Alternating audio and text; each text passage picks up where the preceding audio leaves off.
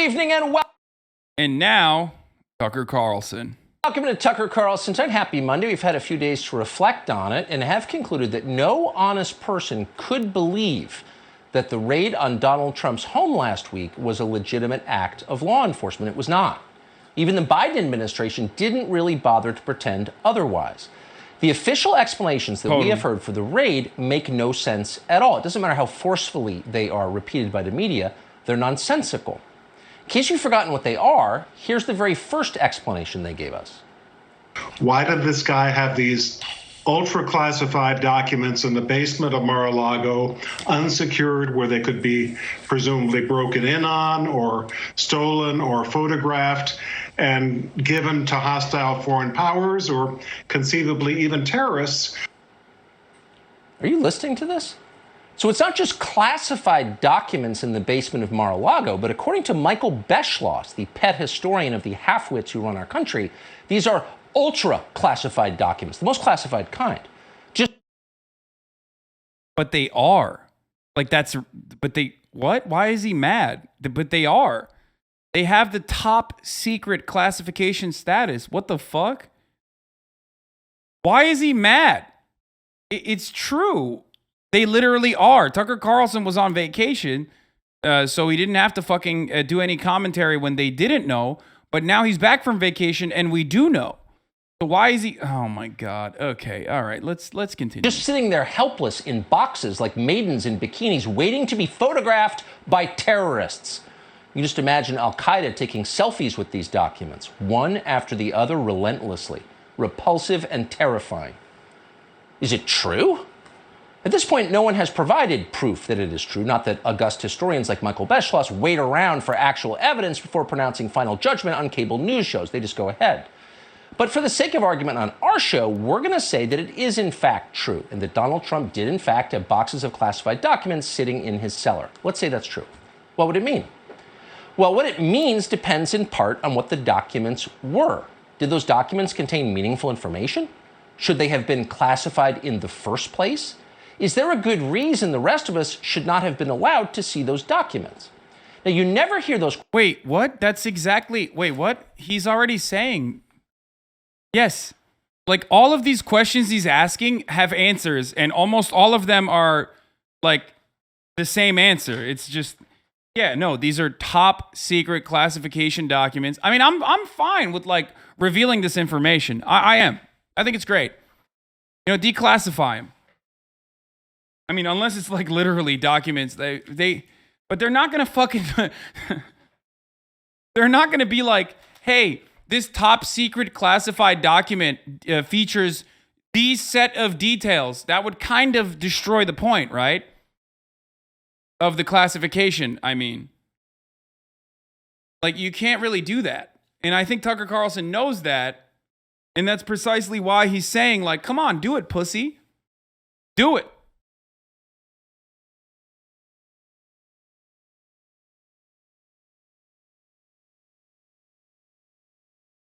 Questions asked in public, but anyone who lives in Washington knows perfectly well they should be asked in public a lot.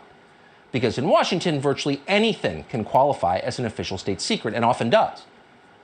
In 2011, to name one of many examples, the CIA finally declassified a trove of documents from the First World War. These documents dated back to 1917, almost 100 years before. One of these documents, the most ultra-secret of them, contained a recipe for disappearing ink. Now, why would federal bureaucrats spend an entire century hiding an outdated recipe for ink that you can buy legally in any magic store for your fifth grader? Good question. No one asked it. Instead, then CIA Director Leon Panetta issued a press release bragging about how he was giving the secret ink recipe to a grateful public. Quote, "These documents remained classified for nearly a century until recent advancements in technology made it possible to release them," Panetta wrote. "When historical information is no longer sensitive, we take seriously our responsibility to share it with the American people." Now, there's no hint whatsoever that... So does he think that, like, the recipe for invisible ink, which I guess, like, the dumbasses thought was, like, incredibly important at the time and wanted to, like, keep it a secret, does he think, like, if it is nuclear, as what whistleblowers have alleged, and is what the reporting is on it. Like, is Tucker Carlson saying like everyone should just have access to the nuclear information? It's like kind of outdated. Like, nukes are kind of washed now, you know what I mean? Like, fuck it, YOLO, release it. That Panetta was joking when he wrote that. You're welcome, America. Here's your century-old ink recipe. Again, this was in 2011, so think it through. You had to wonder, what recent technological advancements was Leon Panetta talking about in the press release? And just how recent were they? Was Panetta actually saying that CIA spies were still communicating in World War I era disappearing ink as of, say, 2010? Or even as of 1950? Please. It was bizarre. Of course, it was another lie from the people in charge. Here's the truth. The documents have been classified for 100 years, not because disappearing ink was any sort of national security secret. They've been classified because the government's default position in every case is that you have no right to see anything ever. It is their information. It is not yours. Yours to citizen. Yours to the taxpayer. Shut up and pay for it all. To this day, there are large amounts of classified information remaining. Bro, I love that. Tucker Carlson's literally like, declassify all documents in an effort to save Donald Trump. In an effort to fucking save, he's like, declassify all documents. It is the proletarian way. Now, when a fucking Twitter anarchist says this, we laugh at them. But when Tucker Carlson says this, all the fucking chuds and all the edgy leftists are like, yeah, he's kind of right. I love that. I mean, I'm in favor of declassifying a lot of documents, okay? Especially ones that directly lead to America's involvement in war crimes, 9/11, yada, yada, yada, okay? But there are also certain documents that might not be declassified. You know what I'm saying? Like, I don't know. I feel like certain things, it's like, let's keep the mystery. You know what I mean? Like, I don't know, like how to enrich uranium. I don't know.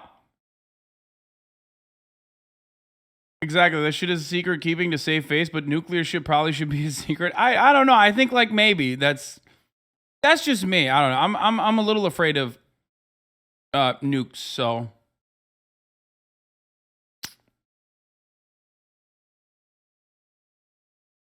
from World War II. These are documents written 80 years ago by people whose grandchildren are now old. But you still can't see it. You don't have the clearances. Sorry. So when they tell you that Donald Trump had classified documents in his basement, those materials could be literally anything. But once again, for the sake of argument, we're going to stipulate that Trump did have possession of documents that were classified for some good reason. Documents that, for example, we legitimately would not want the Chinese government to see. If that is true, would it justify what happened? Would it justify sending a large team of federal agents? yes. Yeah. Wait, what? No? Is he going to say no to that? Wait, I don't understand. Yes, I think so. Especially, once again, the funniest part of this fucking story is that the FBI didn't want to even do any of this. They literally just were like, dude, please give us the docs back. Like, what are you doing? Just give it back. Give it back. Agents to shut down the entire southern tip of Palm Beach to raid Mar-a-Lago on a weekday. No, it wouldn't. So one of the laws they're telling you that Trump broke doesn't even have criminal penalties attached to it because it's not serious enough. Federal paramilitaries don't show up at your house when you violate the president. Wait, what? Okay, one of them isn't. Wait, what? But some of them are. Wait, but he's not going to talk about that? What?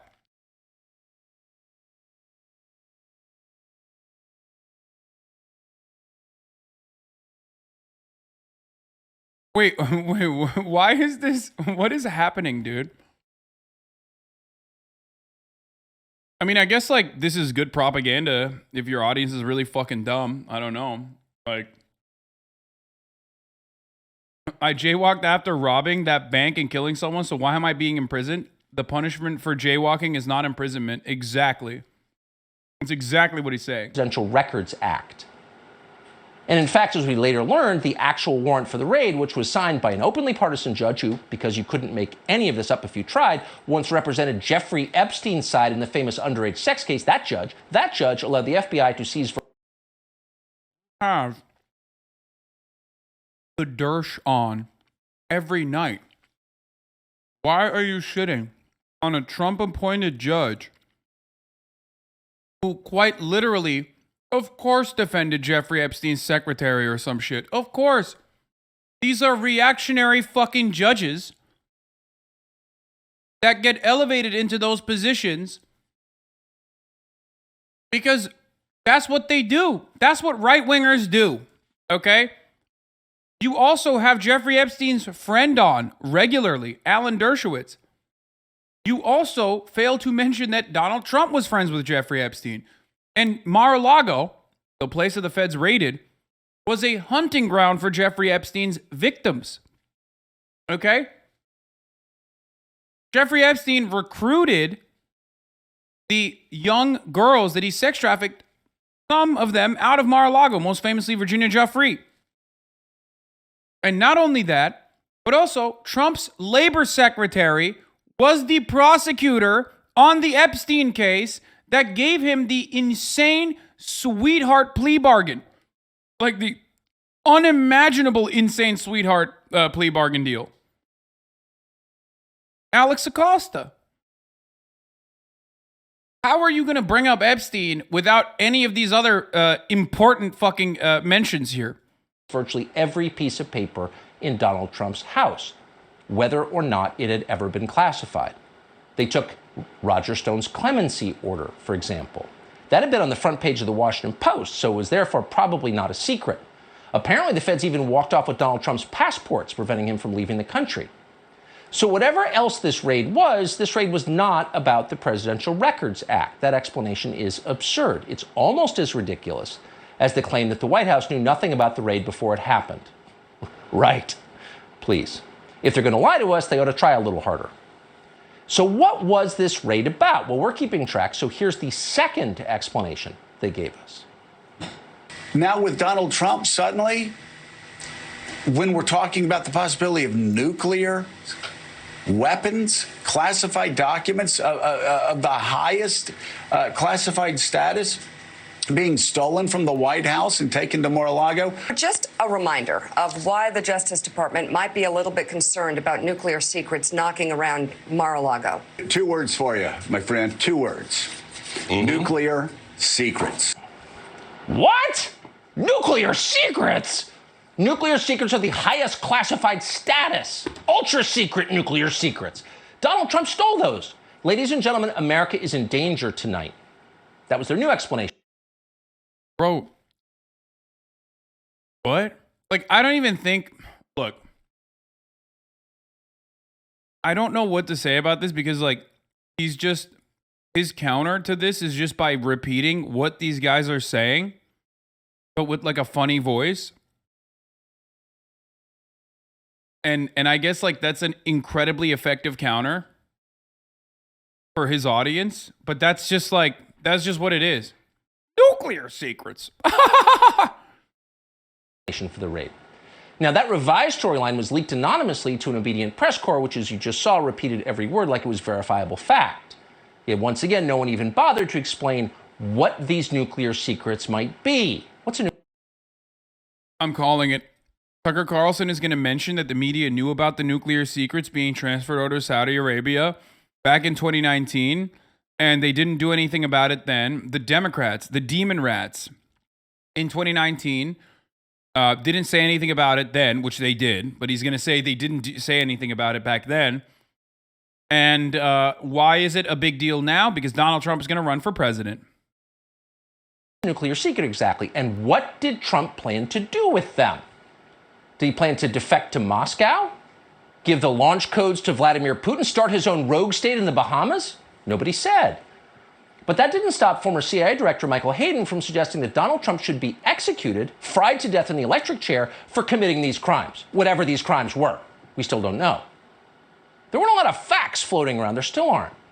But there was a reason for that. They couldn't tell you the whole story. They couldn't release all the documents because that would jeopardize American national security. So instead, you're just going to have to trust them. And of course, you're going to have to listen to their outrage. There was a lot of that. There was endless huffing on television about something called the rule of law and how absolutely no one is above that. No one, not even a former president. We're informed of this by the same people who... Wait, but yeah, why is he doing the weird... Dude, I think you don't get away with this level of rhetoric, this kind of rhetoric, unless cognitive dissonance is set in so fucking firmly in your audience. You can't do that. Like, you can't. They're doing it because, like, everybody knows that if you're on Team Trump, it doesn't matter. Like, Tucker Carlson could just get away with saying it sarcastically. Like, at the top of the hour, there's a 6-second ad break. Aha! That's what this socialist is trying to serve you. He claims victim of capitalism. But as a matter of fact, he loves debating his audience by serving them top of the hour ad breaks. What's going on? Now, of course, if you no longer want to see those ads, well, all you need to do is subscribe, which you can do for $5 or for free.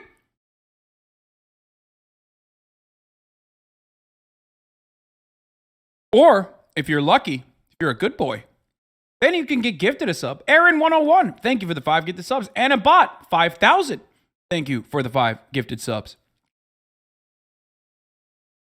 Allowing 10 people to no longer see the ads. The tyranny. The horror. That's how he laughs as he serves you the 1-minute ad break.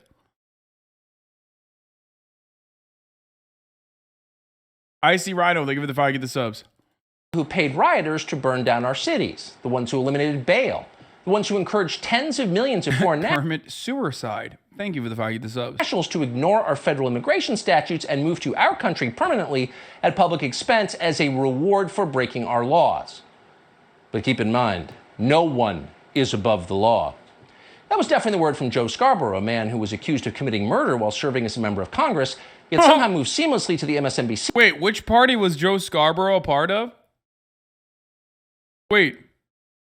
Joe Scarborough, Morning Joe. Oh, that's right. He was in Florida, and he was a Republican. Interesting. Also, the fucking murder investigation was concluded, and I can't believe I'm saying this, but like it absolved him, so. Lineup without being charged or even investigated. No one is above the law! Remember that.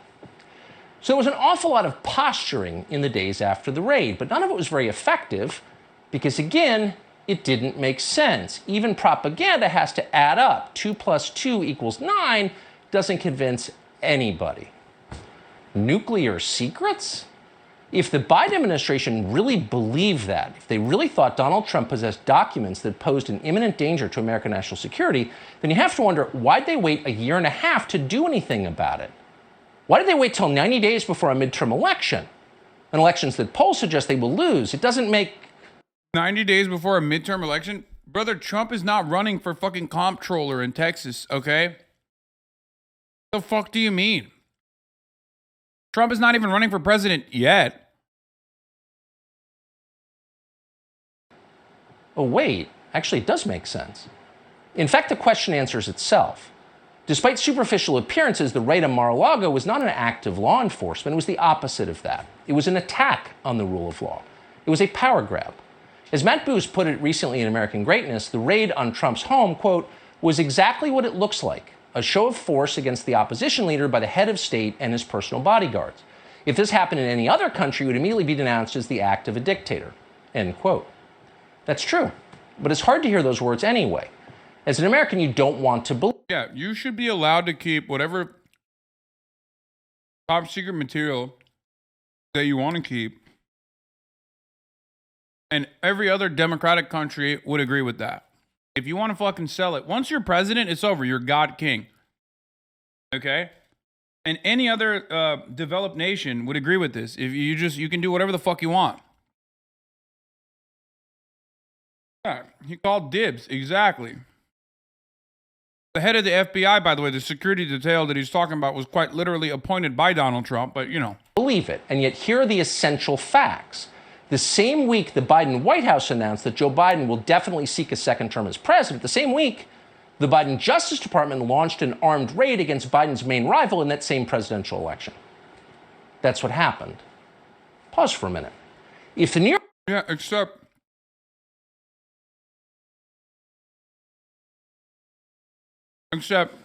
Donald Trump didn't fucking announce that he's running for president. Even if he would, it's not fucking 90 days out of the election. Okay? Yeah, I did pause. He said pause for a minute, and I'm pausing. And lastly, why has Tucker Carlson not mentioned that the FBI, and I cannot repeat this enough, why has Tucker Carlson not mentioned that the FBI had asked politely for a year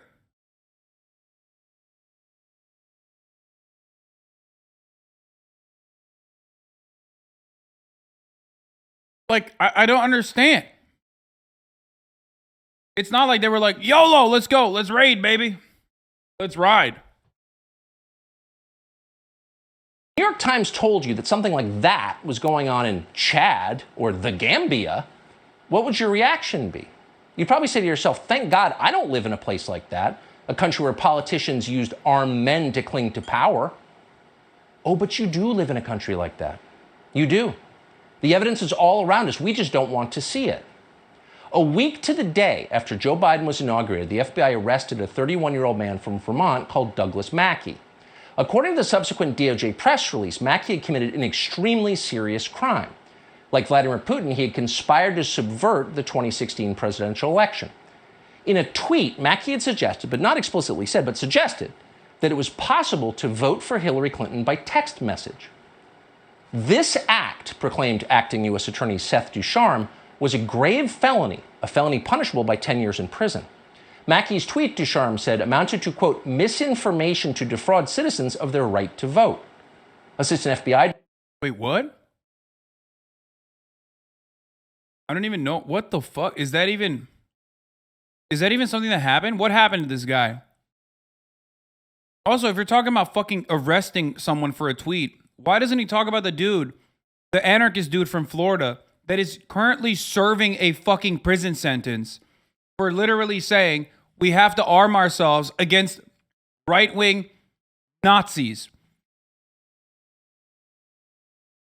That dude is literally in jail right now.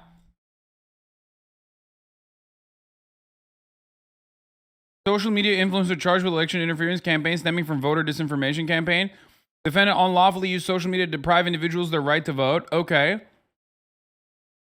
He charged with criminal complaint. What happened? How long was his prison sentence?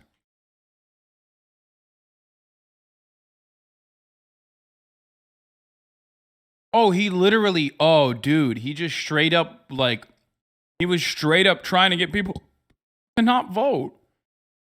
This is illegal. He took a photo. He allegedly tweeted an image that featured an African-American woman standing in front of an African Americans for Candidate sign. The image included the following text: avoid the line, vote from home, text candidate's name, vote for the candidate and be a part of history. The fine print at the bottom of the image stated, must be 18 or older to vote. One vote per person, must be a legal citizen of the United States, voting by text not available in Guam, Puerto Rico, Alaska, or Hawaii. Paid for candidate for president 2016.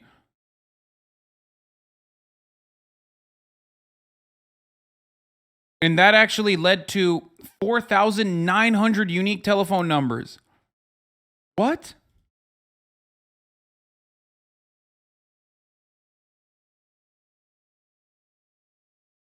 Yeah, I mean, that's...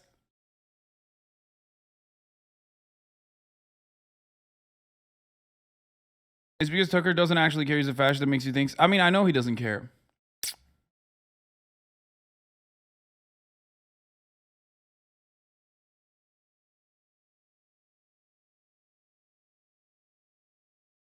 He got 5,000 people to fucking not go out and vote. That's crazy. I know we hate Rachel Maddow, but at least they show sources and facts related to what they're talking about. He's just rambling with no proof. Yeah, but he's also way more content than Rachel Maddow. Director William Sweeney confirmed. Yeah, here, Daniel Baker, Florida anarchists will spend years in prison for online posts prompted by January 6th. He called for armed defense against possible far-right attacks after January 6th, and the FBI fucking locked him up.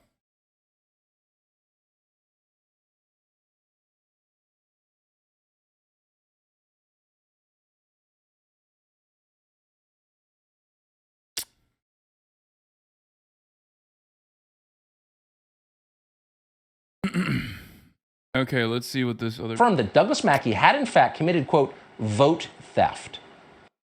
Pasta HD says, what about Hillary Clinton's email server full of classified documents that Huma Abedin had access to? Brother, I agree with you. What about it? Why didn't Donald Trump fucking lock Hillary Clinton like he promised? I'm more disappointed than you are, apparently, because I actually want to fucking hold Donald Trump accountable. That motherfucker said he was going to lock Hillary Clinton, and he didn't arrest her. Are you fucking joking?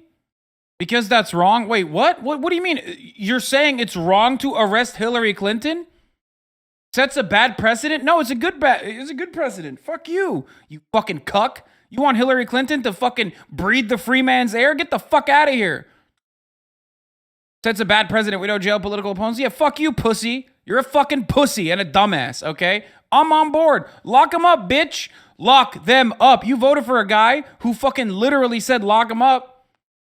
And then he didn't. You're the cuck. I'm not the one who's fucking upset.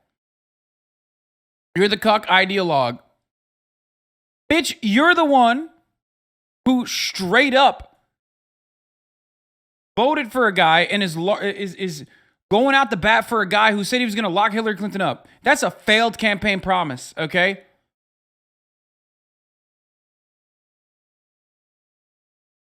Yeah, you're a bitch. You're a bitch. Lock him up. So, as befitting a criminal of his magnitude, Mackey was handcuffed. And I think I broke this dude's brain, by the way. So he just, you're the cuck ideologue. Federal judge in Florida called Bruce Reinhardt. As it turns out, the same magistrate who authorized last week's raid on Mar-a-Lago. Weird. Then Mackey was hauled off to jail. Now, Mackey's arrest seemed like a significant story, but at the time, media coverage was relatively scant and almost uniformly credulous. The reporters who covered it simply clipped quotes from the DOJ press release and moved on to something else. Why? Well, the New York Times set the tone early by describing Mackey as, quote, a far-right Twitter troll. Far-right Twitter troll is not a technical term. In fact, it has no agreed-upon meaning of any kind. It is slang, and slang is something that serious newspapers never include in news stories. What? But in this case, the term far-right Twitter troll had a use. It sent an unmistakable message to the country, and in particular to the rest of the media. And it was this: Douglas Mackey is a dangerous person with unspeakably ugly views. He deserves to be locked up. And so he was. There was no consideration of the merits of the government's case against Douglas Mackey, but there should have been, because the case was... Brother, if you could be locked up for far-right Twitter trolling, you would literally be under the jail. They would have executed you, okay, by firing squad. Obviously, there are certain limitations to free speech. One of that is to willingly and deliberately spread misinformation during an election cycle with the absolute purpose of trying to stop people from going out and voting. You can't actually go out to a fucking polling station, even wearing Trump merch, by the way, which Trump supporters did regardless. But there are certain rules, okay? You can't go to a polling station and stop people from voting. If you can't do that, then you can't do that online as well. Okay? And that's what this fucking guy did. Tucker Carlson knows this. He knows that reality. That's why he doesn't fucking violate certain free speech restrictions that he's very well aware of. It's absurd. If Mackey's tweets were so threatening to our system of government, to our democracy, then why did the Department of Justice wait more than 4 years until the week Donald Trump left office to charge him? And if Mackey actually stole the votes of American citizens, as the FBI repeatedly alleged that he did, whose votes were stolen? Who exactly were the victims of Douglas Mackey's crimes? The media never asked, the Biden administration never said. As of tonight, the Justice Department has never identified a single person who was prevented from voting or from doing anything else by what Douglas Mackey tweeted.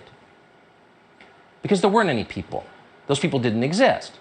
Douglas Mackey was not a criminal mastermind running a conspiracy to commit voter fraud.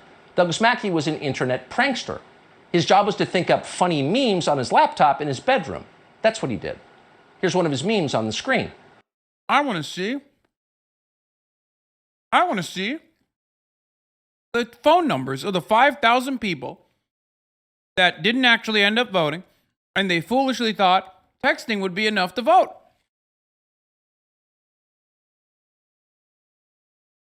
They are ready to go to war for her or you. Hashtag draft our daughters, Mackey wrote, and what was very... Like, that's not even that bad of a fucking meme.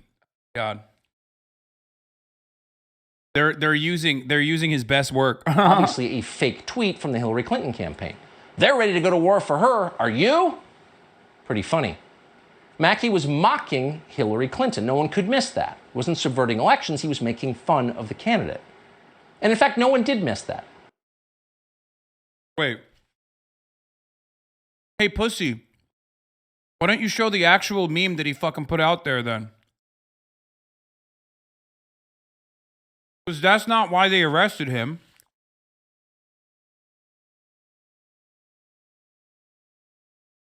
What the fuck? Not a single person in America actually believed that Douglas Mackey's Twitter memes infringed on, quote, one of the most basic and sacred rights guaranteed by the Constitution, the right to vote. Absolutely no one believed that. No one could believe that because it's too stupid a claim to believe. Because that's not the claim. The claim, the FBI or the Department of Justice's claim wasn't, oh man, he's making some real spicy memes about Hillary Clinton.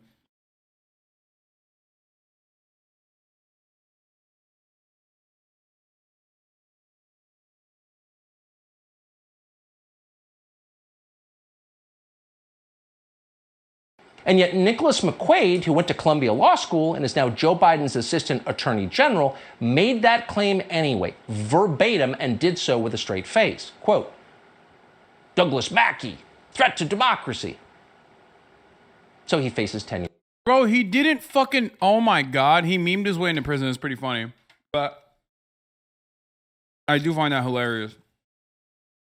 But that's not what... That wasn't the meme, dog. That wasn't the meme. You're not showing the actual meme.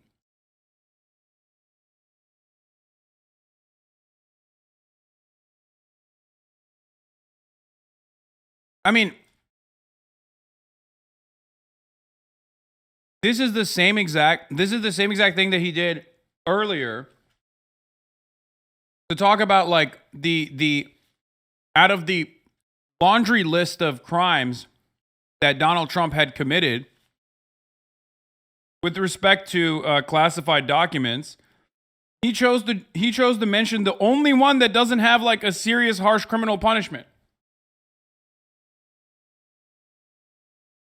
And in this one, he's doing the exact same thing. It's the exact same thing that he's doing. He's like, well, look at this meme. That's funny. Why is he going to jail for this meme? It's like, well, that's not the meme that he's going to jail for.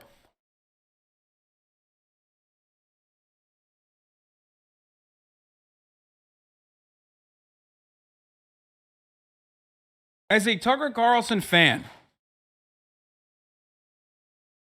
you should at the very least demand a little bit more information, right? Even if you're a fan of Tucker Carlson, you should be like, wait a minute, what? That's the meme he went to jail for? What crimes did he violate? Well, of course, Tucker Carlson's not going to tell you that. But yeah, we already mentioned that there were... The complaint alleges that in 2016, Mackey established an audience on Twitter with approximately 58,000 followers. In February 2016, an analysis by the MIT Media Lab ranked Mackey as the 107th most important influential in the then coming election. Okay. As alleged in the complaint, between September and November, in the lead up to the November 8th, 2016 U.S. presidential election, Mackey conspired with others to use social media platforms, including Twitter, to disseminate fraudulent messages designed to encourage supporters of one of these presidential candidates, the candidate, to vote via text message or social media, a legally invalid method of voting. Okay? That is election interference. Like, that is literally, you can't do that. You can't do electioneering, and you can't do election interference in this regard.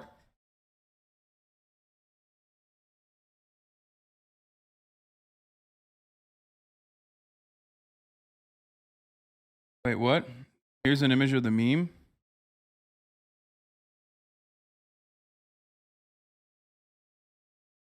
Yeah, this was the meme that he posted. African Americans for President Hillary, avoid the line, vote from home, text Hillary to 59925. Okay?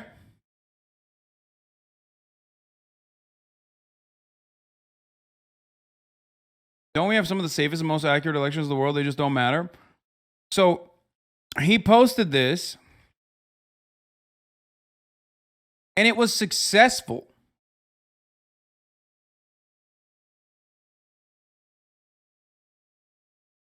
And he ended up tweeting that, avoid the line, vote for the candidate, and another slogan frequently used by the candidate, whatever, and it got at least 4,900 unique telephone numbers. So that means it stopped at least 4,900 people from going out to vote.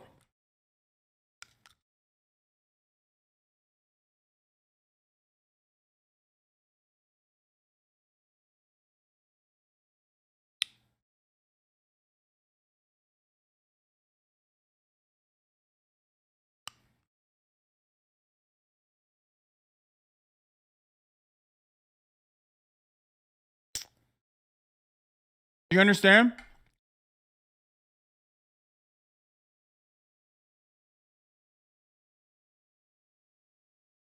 Okay, but those people are hella dumb if they fall for that. I know, but your grandma is hella dumb. You know that? And also, I know, but that's why there are laws around it. You are describing why there are laws around tampering with people's right to exercise their vote. That is literally the reason why there is a law around it. Because there's a lot of dumb people.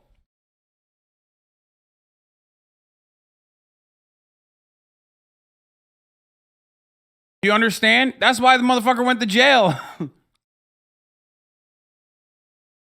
You get it?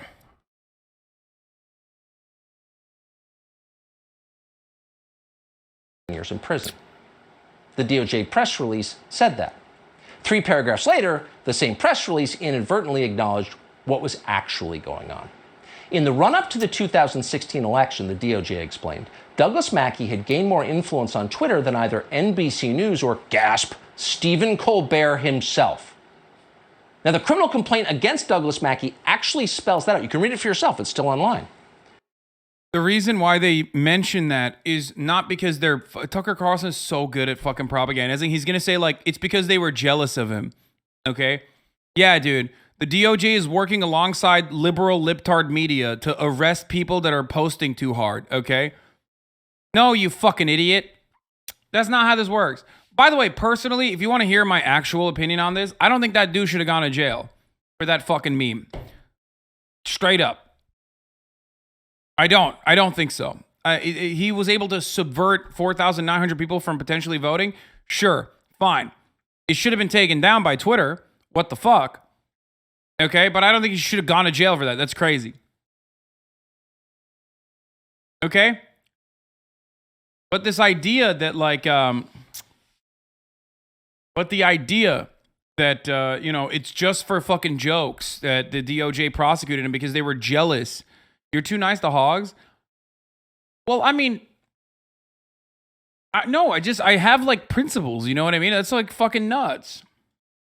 The Biden administration argued that on Twitter, people liked Douglas Mackey more than they liked NBC News. Why not? Because it's on Twitter? The reason why I don't think he should be going to fucking jail for this is because the punishment is really aggro for a crime that opens the door to a weird precedent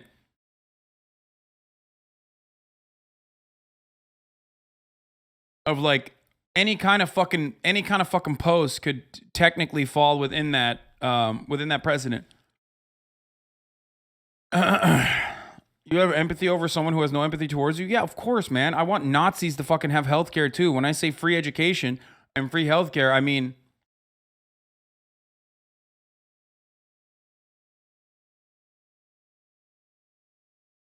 you know. Wait, what? The number he had the text on the meme is also numerology, white supremacist dog whistling. It's the first 3 letters of a slur. What do you mean?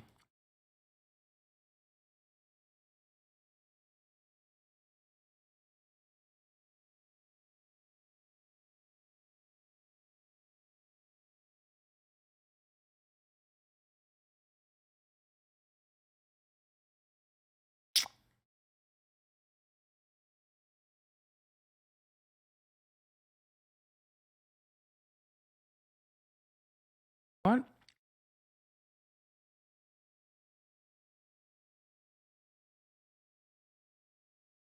I think you guys are wrong about that. Anyway, that's irrelevant to this conversation. Or Stephen Colbert. Now, that may not seem bad to you. It may seem fine, having grown up as you did in a country where people were allowed to choose what they read. But according to the government Joe Biden now runs, that's a felony. Yeah, he's saying that now, you like, don't have this to is be a a violation of free right-winger to speech. find that terrifying. In a free country, you have an absolute right to say what you think in public, period. Doesn't matter who is offended by what you say. It doesn't matter if people consider your views ugly. Even if every person on the planet finds your opinions horrifying and beyond the pale, you still have the right to express them because you were born with that right. It's inherent. You cannot be sent to prison for your political views, ever. That is the core principle of the United States. That is the principle that Marines fought their way to the top of Mount Suribachi to protect. So whatever you think of his memes, Douglas Mackey's freedom of speech was very much worth defending. But virtually nobody defended it. Like, you can be of the mindset that what he did was a crime, and understandably so, and openly admit the details of it, and then still say, I don't think the punishment fits the crime in this circumstance. Tucker Carlson is, of course, never going to do that. He instead lied about what this dude had done, made it seem like the DOJ was doing this because they're jealous of a fucking young, thriving memetics entrepreneur, okay? And that they're working alongside not only Joe Biden, but also alongside, like, John Oliver and shit. Okay? Text to vote is not an opinion. I know, it's not. It's a way to manipulate people away from actually voting, and apparently it was very successful.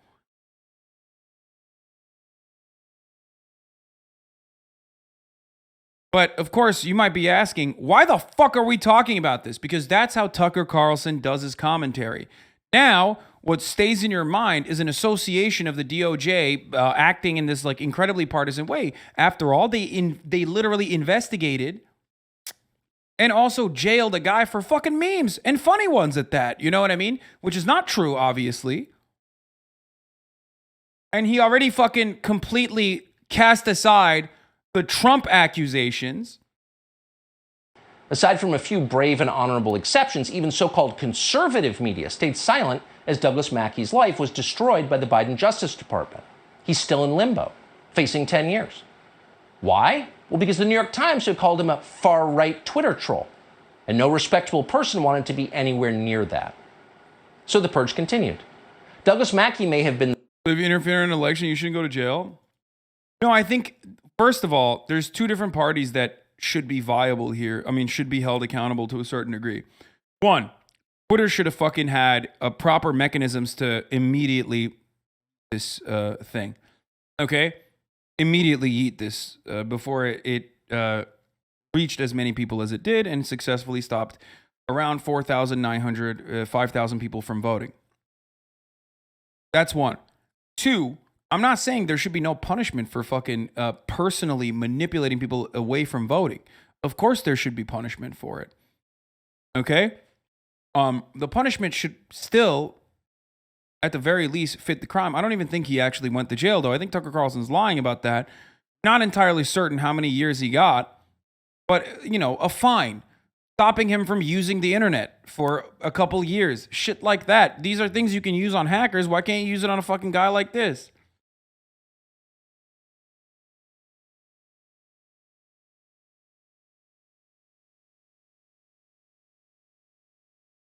the first victim of the new authoritarianism, but he was hardly the last one. Over the last 18 months, virtually every significant figure in the orbit around Donald Trump has been swept up by Merrick Garland's Department of Justice. Their homes raided, their personal communications seized and leaked to the media. Some have been arrested and thrown in jail. Donald Trump's lawyers are the primary targets. Today, the DOJ subpoenaed Eric Hirschman. He represented Trump during the first impeachment. Hirschman never worked in the White House counsel's office. The Biden administration is going after him anyway because he gave legal advice to his client, Donald Trump. That used to be allowed.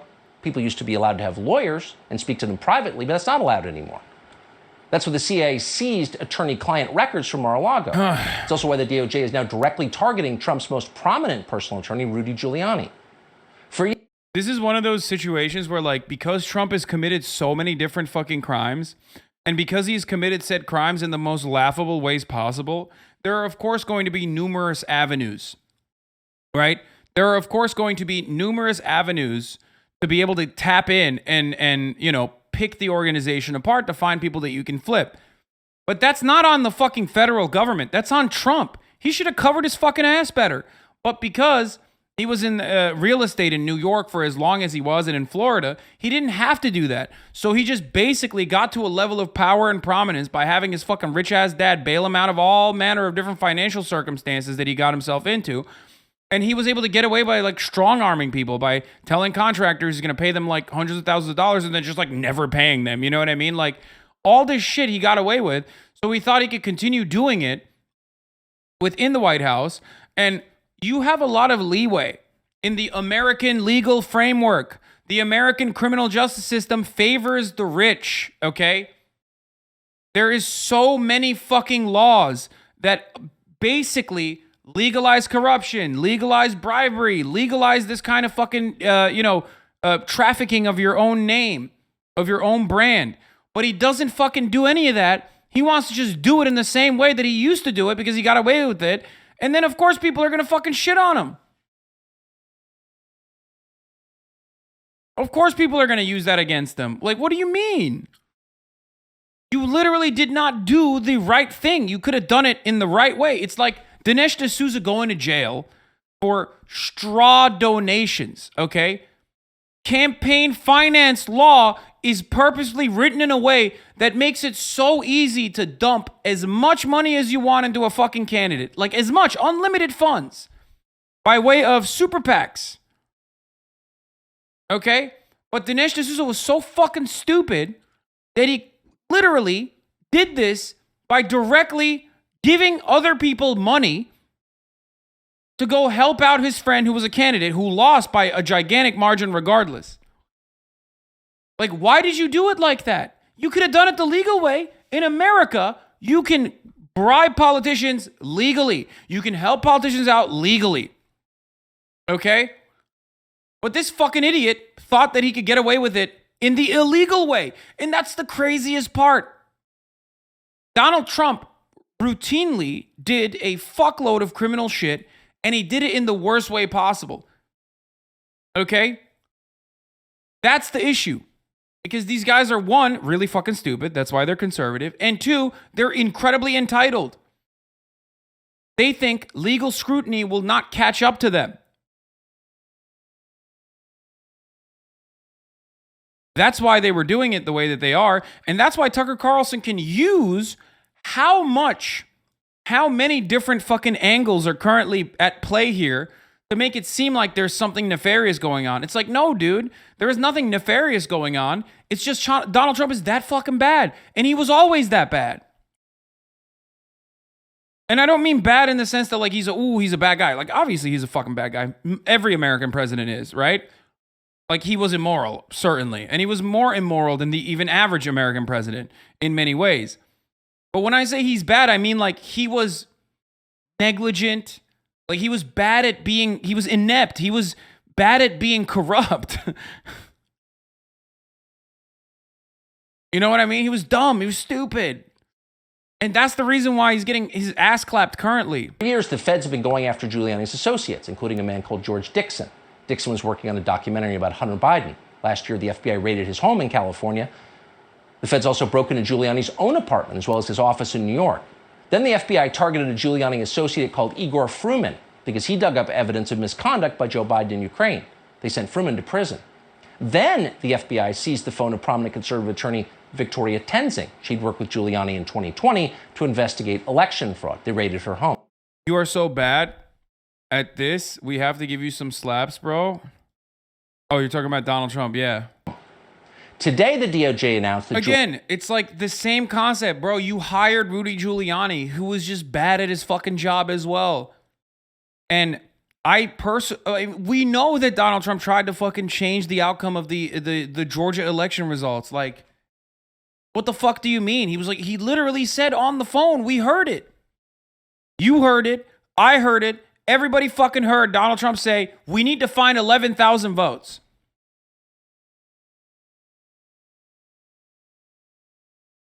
It's so weird that we have to act like we have to play this song and dance. And liberals do this too. We're like, we're playing the song and dance that like Donald Trump actually is like doing all this stuff for an additional underlying five-head purpose. It's like, no, dude, he's just like reacting like a fucking animal, okay? You snap at him and he snaps back.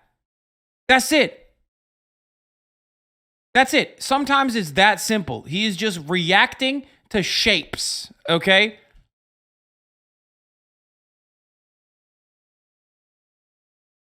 Like that's it. It's not like an underlying nefarious widespread conspiracy that like he's Vladimir Putin's puppet or anything like that. He's just a fucking dumb guy who knows how to read the room and a dumb con man who conned his way into the fucking White House. And America is full of dumb guys like that. And that's precisely why, Donald Trump is so loved by a gigantic swath of the population. Not every American president. We have potato farmer Jimmy Carter. Man, Jimmy Carter did a lot of fucked up shit too. Get out of here. You're a leftist. Like, come the fuck on. I forgot to talk about this on the macrodosing podcast, but Noam Chomsky talks directly about the crimes of prior presidents, and Carter's involvement in Camp David came along with an increase in Israel's security funding, which made our entire foreign military expenditure, the majority of our entire military expenditure, like foreign aid, became Israeli defense, in an effort to get them to agree to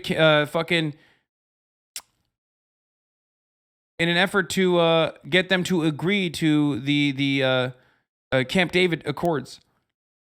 Jimmy Carter is the reason why the Democratic Party abandoned the working class. Like, yeah, Jimmy Carter is not great either. Come on.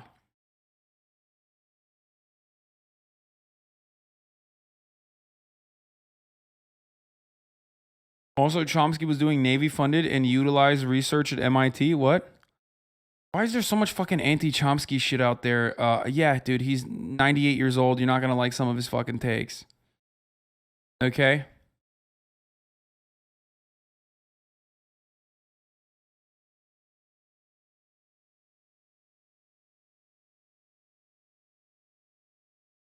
Yeah.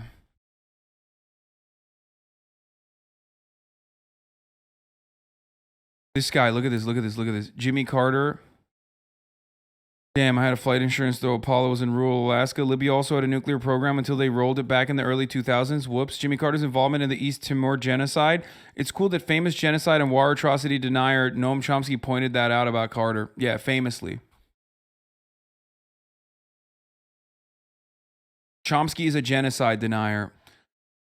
I know exactly where you get your information from. You guys are the most predictable and fucking annoying parts of the internet left, okay? The online left acts like they fucking read books, but all they end up doing is just watch the same fucking 45-minute YouTube video by some like ex-Nazi shithead, okay? And then go, I'm going to repeat exactly what I read. I'm going to repeat exactly what I watched in the same fucking YouTube video that everyone else watched. That's like, it's 45 minutes long. It's the same as fucking reading a book, right? By literally a fucking still reactionary ex-Nazi who now is just reactionary, but he's a neoliberal or whatever the fuck. Okay? And then all of a sudden you're like, yeah, I'm the foremost authority on this. Yes. Noam Chomsky's dedicated anti-imperialist work over the course of his entire life is completely just casted aside because a YouTuber said he's a fucking a genocide denier.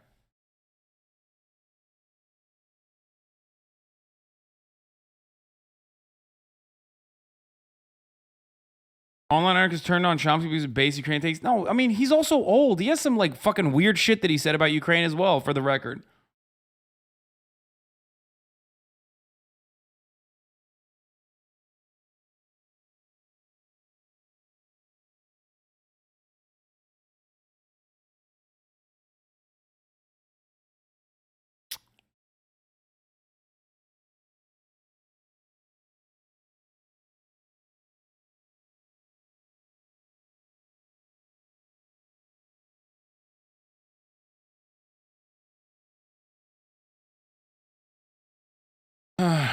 Anyway.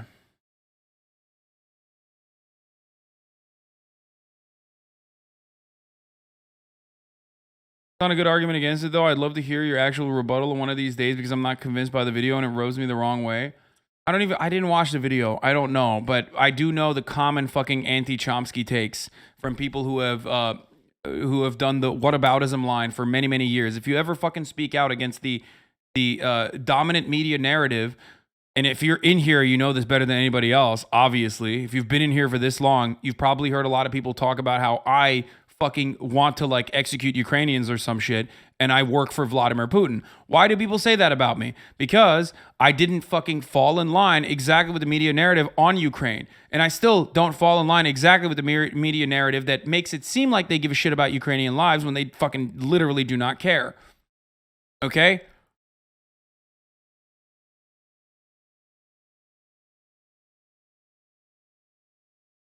The argument is that NATO in Yugoslavia was a good thing and they didn't make shit worse. I don't believe it. Yeah, that's okay. Well, there you go.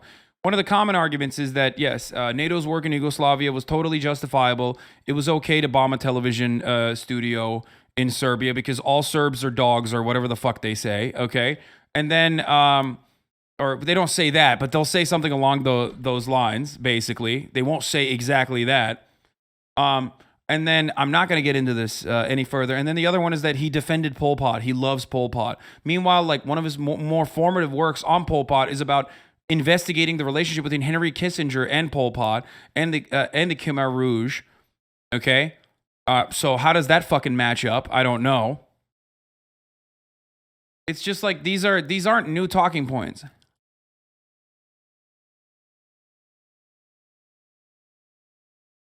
Did not defend Pol Pot. Shut the fuck up. He did not defend Pol Pot. He very quickly took back an immediate skepticism that he had. But it's the same as like fucking people being like, remember when you said that Russia would not invade Ukraine? It's that same exact fucking energy, okay?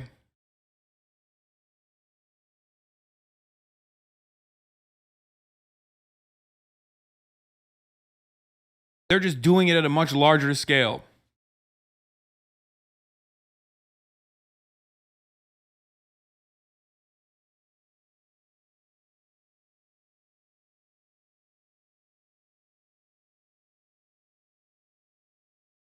Even if people talk all political issues, it changes nothing. Yeah, whatever. Oh, there's the other one. Yeah, Chomsky is also a free speech absolutist, like one of the only fucking legit free speech absolutists out there. And I don't mean like Glenn Greenwald. I mean like straight up. So he did defend a French Holocaust denier's right to write a book. That was another one, even though he's literally fucking Jewish and has like immediate family members that were executed in the fucking Holocaust. But that doesn't matter. Okay? And you can disagree with his free speech absolutism, as I do as well. Okay? Without being like he loves the Holocaust. My man was there, okay? He was there when it was invented, okay? He was there. He saw it. He's like 900 years old, okay? And you're over here being like, oh, he loved the Holocaust. He's a big fan. Yeah, he was there when the N-word was invented.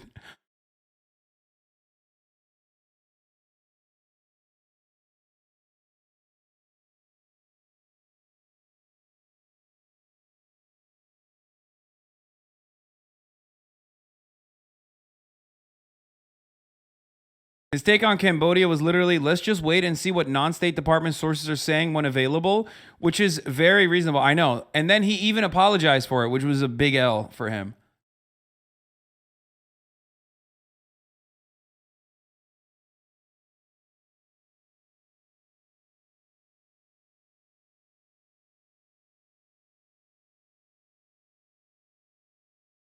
I like how he keeps getting progressively older. He's 80, he's 90, he's like 900. He is. He is, though.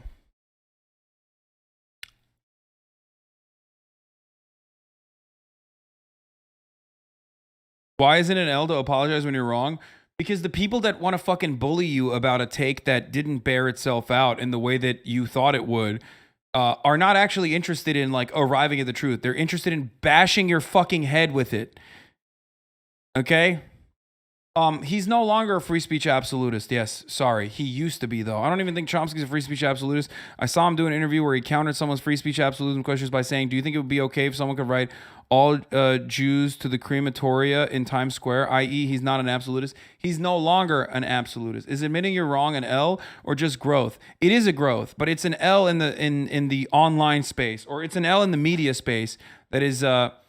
you know, and that same dynamic exists in the online space too, because we all fancy ourselves to be young fucking little, you know, independent journalists. Anyway. It's not good faith, though. It's not good faith. It's never in good faith. It's really fucking stupid. And I get owned regularly for that same reason too. So who cares? Giuliani himself is a target of a federal investigation. Why exactly? Well, because like Tenzing and so... The last thing I'll say on it is this, okay? Debate lords are fucking hyenas, okay? They're not human. They're hyenas. And they swarm at the fucking first scent of blood. When they see like a weakened animal, they fucking swarm over. Their goal is not to actually arrive at the truth as they claim that they care about. Their goal is to just belittle their fucking intellectual opponents, okay? And they will do it by any way necessary, okay? They will swarm and they will do it. Okay? That's why they fucking say you're backtracking if you realize that you're wrong. If you recognize that you're wrong, if you say something that's incorrect, and it can be a perfectly honest mistake, and you recognize that you're wrong, and you immediately fucking say, oh, I was wrong, sorry about that. They go, you're backtracking. That's psychotic. You're a psychotic person.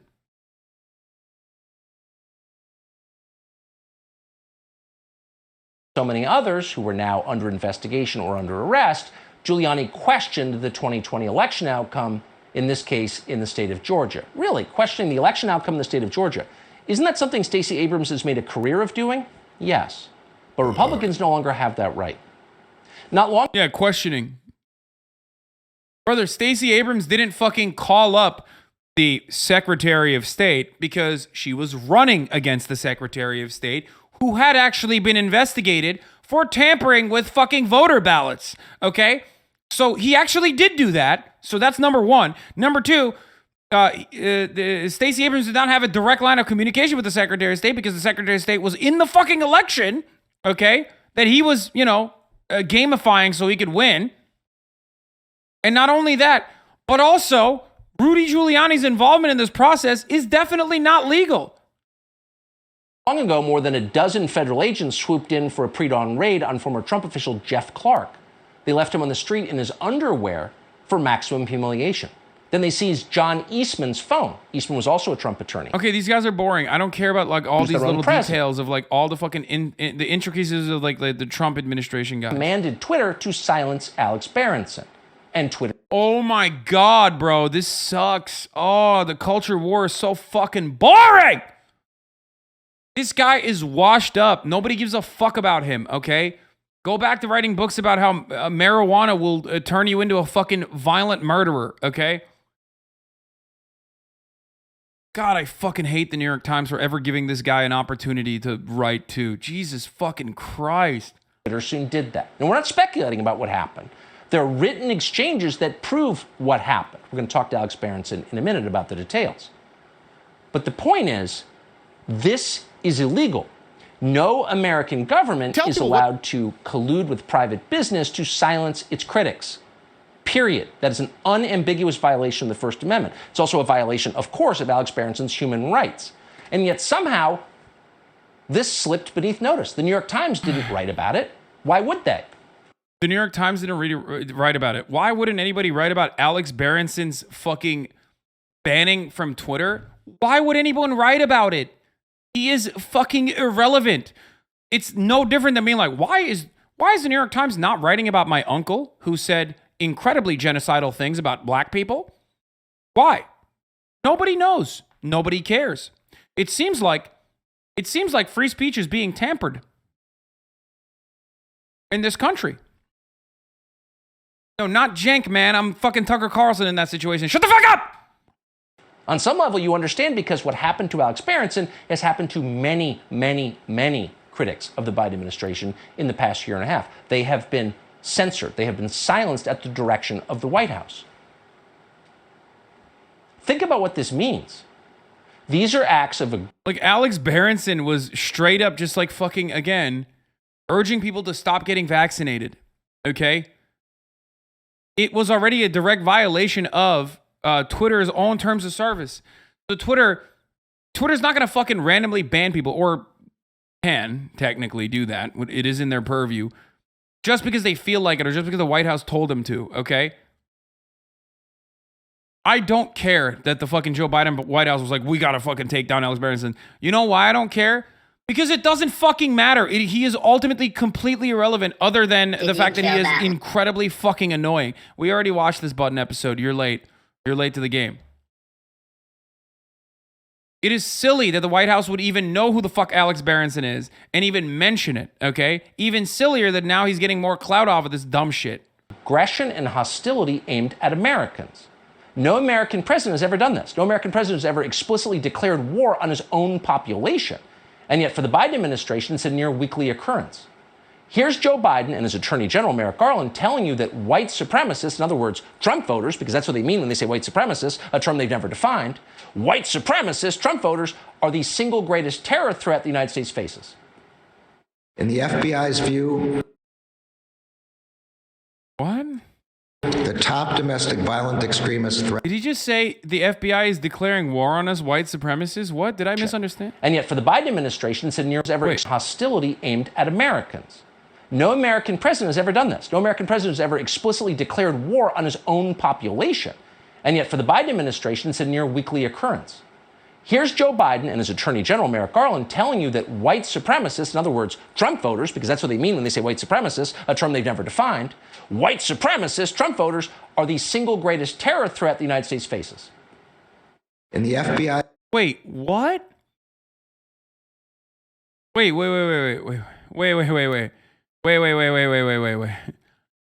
I mean, this is not new for Tucker Carlson. Also, this is not even new for fucking CPAC. We are, ladies and gentlemen, we are all domestic terrorists. Please welcome founder of the... Ladies and gentlemen, we are all domestic terrorists. Please welcome founder of the...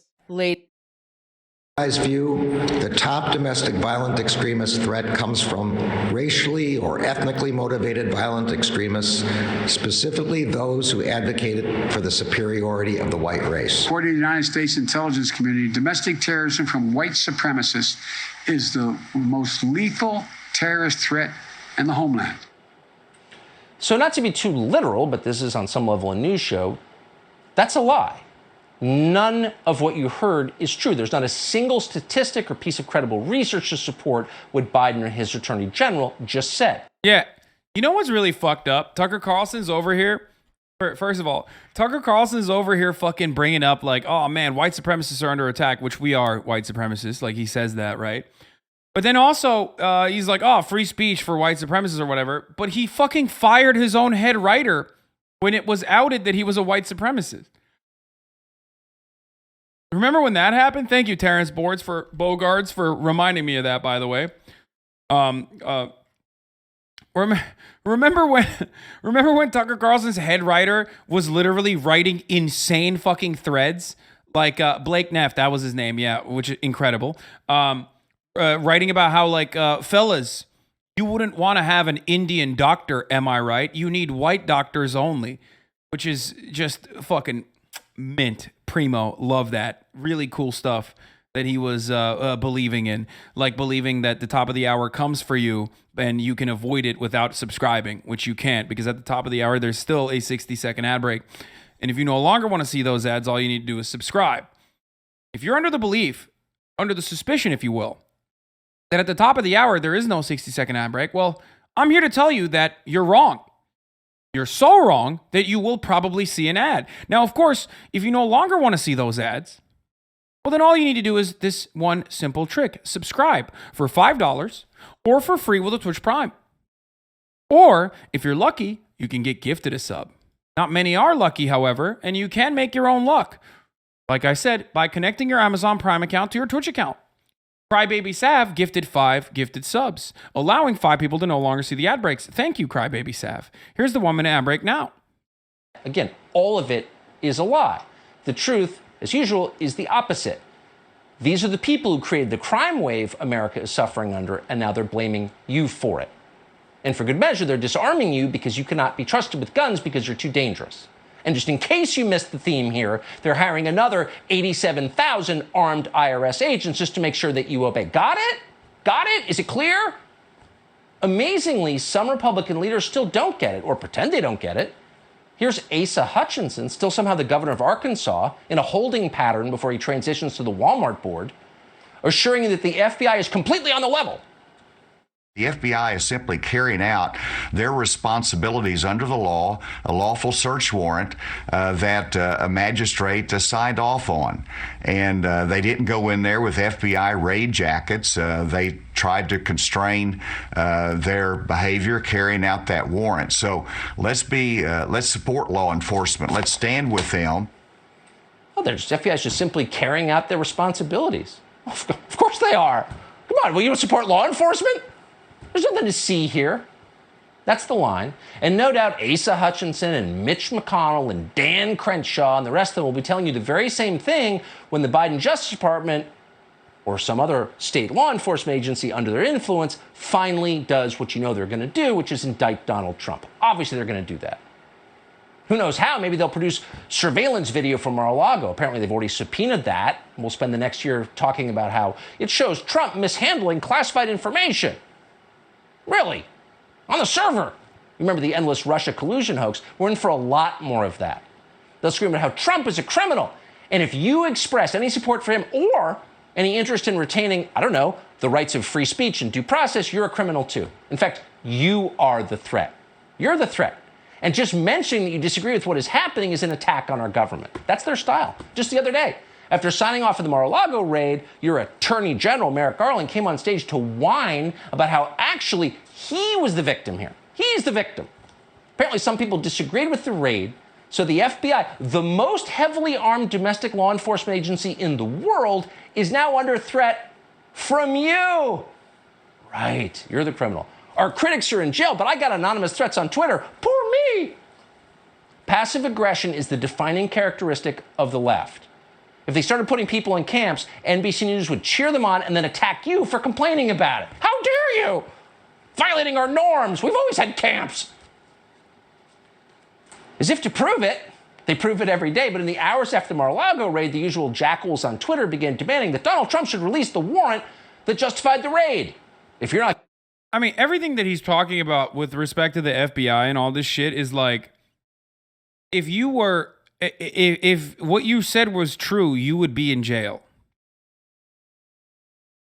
You know what I mean? If the FBI was like arresting people for thought crimes and shit like that, like you would just be in jail. You'd be in jail.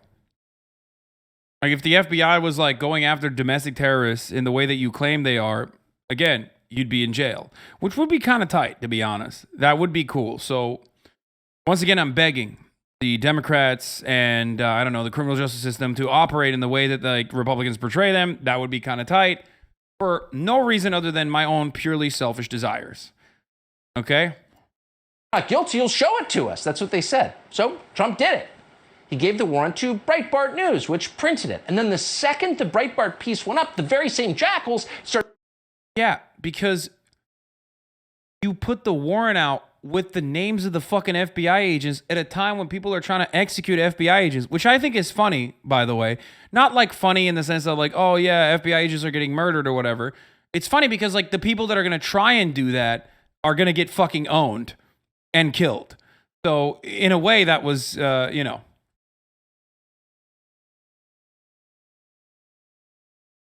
Started screaming about how right-wing extremists are putting the lives of FBI agents in danger, since those agents were named in the warrant, which is a public document. In other words, we're the victims here. We're the victims. It's always the same. Except this time, unfortunately, it could be a little different. Indicting Donald Trump is a very big step. Not simply because a lot of people like him and he's the former president, but because indicting him at this point would be to reveal that this entire thing, and by thing we mean our justice system, is just transparently political. It's just a means to an end, a means to power. Yeah, now it's political. First of all,